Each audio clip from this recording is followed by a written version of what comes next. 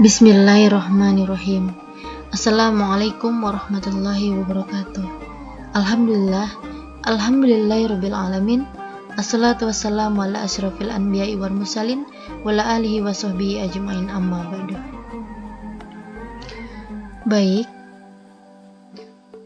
pada kesempatan kali ini saya akan menjelaskan mengenai media pembelajaran yang telah saya buat, yakni yang berjudul Sikap Percaya Diri Nabi Muhammad SAW, kelas 7 SMP IT Al-Ihsan. Jadi pada kesempatan kali ini, mengenai media pembelajaran ini dapat dimanfaatkan sebaik mungkin. Kemudian selanjutnya, kita masuk ke menu utama. Pada bagian menu utama ini terdiri dari pendahuluan, kompetensi, indikator, materi pembelajaran, kemudian daftar pustaka, dan yang terakhir profil. Kita masuk ke profil saya terlebih dahulu. Sebelumnya izinkan saya untuk memperkenalkan diri saya dulu. Nama lengkap saya Dwi Serinawati, dan disitu ada NIM saya yaitu 1911 101205. Saya lahir di Kukar pada tanggal 10 Juni tahun 2000. Alamat tempat tinggal saya berada di Jalan Jambu, RT 9 di Desa Bungajadi. Kemudian ada formal education saya TK di Kuntur Melati, kemudian melanjutkan SD di SDIT Al-Ihsan, kemudian SMP IT Al-Ihsan kembali, dan selanjutnya SMA Negeri 210, dan sekarang sedang melanjutkan ke perguruan tinggi di IAIN Samarinda. Kita kembali ke menu, yaitu ke bagian pendahuluan. Pada pendahuluan ini saya mengucapkan segala puji bagi Allah Subhanahu wa taala, Tuhan semesta alam yang telah memberikan rahmat dan hidayahnya, di antaranya kesehatan jasmani dan rohani, sehingga saya dapat menyelesaikan tugas modul pembelajaran untuk memenuhi tugas mata kuliah teknologi dan media pembelajaran yang diampu oleh Ibu Amalia Nuraini MPD. Dan kemudian saya sangat menyadari bahwa masih banyak sekali kekurangan dalam pembuatan modul pembelajaran ini, baik isi maupun penulisannya. Maka dari itu, saran dan kritik dari teman-teman sekalian demi kesempurnaan modul ini dengan saya harapkan. Besar harapan saya, semoga modul ini dapat bermanfaat bagi kita semua. Amin. Kemudian kita kembali. Kita masuk ke kompetensi. Pada kompetensi ini ada dua, yaitu yang pertama kompetensi dasar, dan yang kedua adalah kompetensi inti. Yang pertama, kompetensi inti dasar, yaitu terbiasa membaca Al-Quran dengan tartil, memiliki sikap saling mengingatkan dalam kebajikan sebagai implementasi dari pemahaman Quran Surat At-Tin. Kemudian, mengetahui sikap percaya diri dan kemandirian sebagai wujud dari keteladanan Nabi Muhammad SAW. Kemudian, menceritakan kisah keteladanan Nabi Muhammad SAW. Kemudian, yang terakhir adalah mencontohkan perilaku mandiri, percaya diri, dan tanggung jawab sebagai implementasi hadis. Kemudian yang kedua ada kompetensi inti. Yang pertama adalah menerima dan menjalankan ajaran agama yang dianutnya. Kemudian yang kedua memiliki perilaku jujur, disiplin, tanggung jawab, santun, peduli, dan percaya diri dalam berinteraksi dengan keluarga, teman, ataupun guru. 3.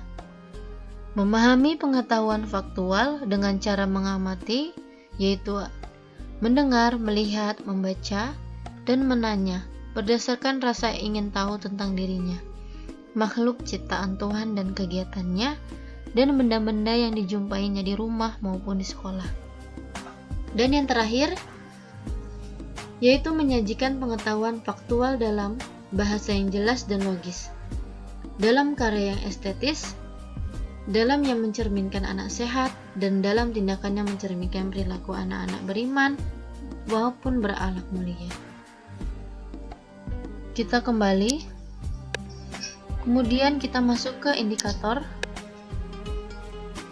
Pada bagian indikator ini ada 9 indikator. Yang pertama adalah memiliki sikap saling mengingatkan dalam kebajikan sebagai implementasi dari pemahaman Quran Surah At-Tin. Kemudian yang kedua, menyebutkan sikap percaya diri Nabi Muhammad SAW dengan benar. Kemudian yang ketiga, menjelaskan sikap percaya diri Nabi Muhammad SAW dengan benar. Yang keempat, menyebutkan pesan hadis yang terkait dengan sikap percaya diri dengan benar. Yang kelima, mengidentifikasi pesan hadis yang terkait dengan sikap percaya diri dengan benar. Yang keenam, menceritakan sikap percaya diri dari kisah Nabi Muhammad SAW dengan benar. Kemudian yang ketujuh, menceritakan kisah singkat Nabi Muhammad SAW dengan benar. Dan yang kedelapan, menunjukkan sikap percaya diri dengan benar. Dan yang terakhir, bersikap percaya diri dalam kehidupan sehari-hari. Kita kembali ke menu. Kemudian kita masuk ke materi pembelajaran. Di dalam materi pembelajaran ini ada 4 materi yang saya masukkan, yaitu yang pertama, teladan, bertawakal, sikap tidak ragu, dan sikap tidak malu. Yang pertama, kita masuk ke materi yang pertama, yaitu teladan. Nabi Muhammad SAW selalu melakukan perbuatan dengan percaya diri. Pantaslah hasilnya sukses dan berhasil. Kita perlu meneladani Nabi Muhammad SAW dalam melakukan pekerjaan. Salah satu kunci kesuksesan dalam melakukan sesuatu pekerjaan atau perbuatan adalah mengerjakannya dengan penuh percaya diri. Seseorang yang ingin menyeberangi sungai menggunakan seutas tali akan berhasil melakukannya jika ia tahu bahwa dirinya mampu melakukannya. Bentuk keyakinan akan kemampuan diri, misalnya tenaganya kuat, tidak takut melihat ketinggian, dan lain-lain.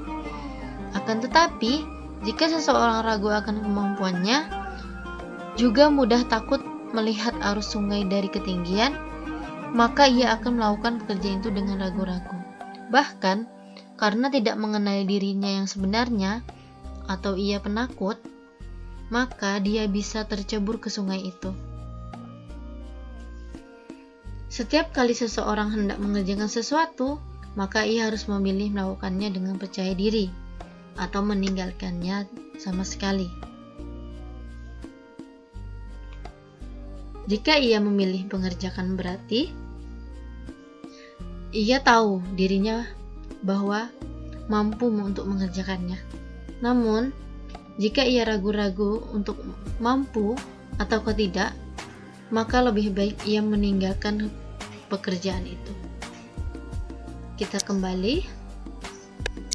Kemudian kita masuk ke materi yang kedua, yaitu bertawakal. Bertawakal kepada Allah Subhanahu wa taala. Jika seseorang akan mengerjakan sesuatu, maka hendaknya bertawakal kepada Allah Subhanahu wa taala sebelum melakukannya. Insya Allah Subhanahu wa taala akan menolong. Allah Subhanahu wa taala berfirman dalam Quran surah Ali Imran ayat 159 yang artinya, kemudian apabila engkau telah membulatkan tekad, maka bertawakallah kepada Allah.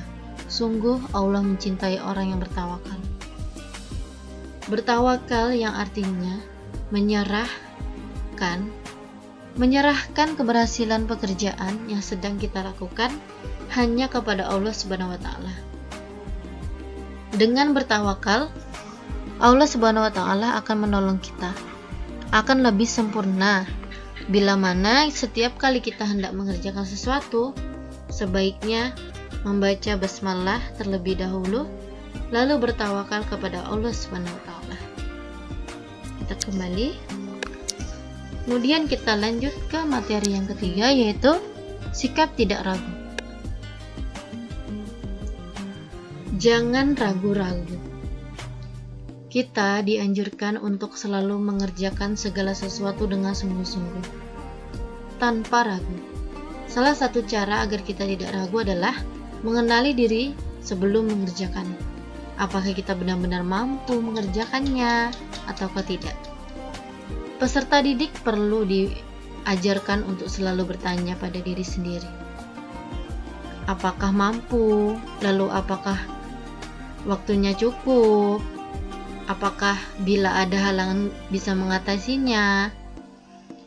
Jika peserta didik menjawab setelah memahami diri sendiri, mampu karena punya keahlian, dan waktunya cukup serta bisa mengatasi halangan, maka peserta didik tersebut akan memiliki kepercayaan diri.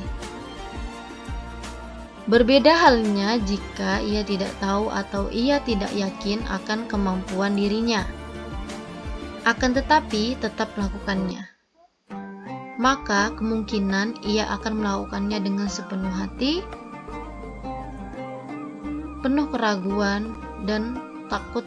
Sesuatu dengan diliputi keraguan dan rasa takut, lebih besar kemungkinan akan gagal dalam pekerjaan itu.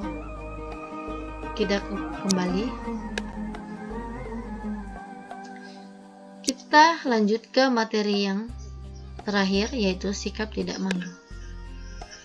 Jangan pernah malu. Jangan pernah malu-malu. Ada kalanya sebelum mengerjakan sesuatu itu, kita dihantui oleh perasaan ragu dan malu, sehingga kita sadari waktu yang tersedia telah habis oleh perasaan ragu dan malu itu. Apabila kita menjadi hamba Allah yang bertawakal, maka kita harus menjauhi kedua sifat malu dan ragu itu. Jangan keliru menafsirkan sabda Rasulullah SAW yang artinya perilaku malu merupakan bagian dari iman. Hadis riwayat Ahmad dengan rangkaian perawi sahih dari Abi Hurairah. Hadis ini harus diletakkan pada makna yang sebenarnya. Jika dalam hati kita terketuk ingin melakukan sesuatu yang salah dan keliru, maka kita perlu malu dan memilih tidak mengerjakannya. Akan tetapi, kalau untuk mengerjakan kebaikan kita justru tidak boleh malu, misalnya mau membantu orang yang sedang susah, tidak boleh malu. Mau melewati jalan yang sudah benar, juga tidak boleh malu. Tetapi, misalnya seseorang diajak melakukan perbuatan yang merugikan banyak orang, seperti korupsi, berbohong, dan lain sebagainya, maka kita harus malu untuk itu. Malu melakukan maksiat atau perbuatan tidak terpuji adalah awal bagi kebiasaan seseorang yang berakhlak mulia. Jadi, jika kita di saat tiba waktu sholat, maka seseorang tidak boleh malu melaksanakannya. Jika seseorang disuruh berpidato, naik ke panggung misalnya, mewakili teman-temannya, dan ia mampu melakukannya, maka ia tidak boleh menolaknya sama sekali.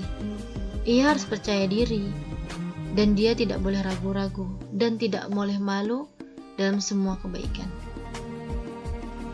Kita kembali. Kemudian kita kembali ke menu utama. Oke, kemudian daftar pustaka. Daftar pustaka dari buku Pendidikan Agama Islam. Kita kembali. Next. Oke, cukup sekian dan terima kasih. Wassalamualaikum warahmatullahi wabarakatuh.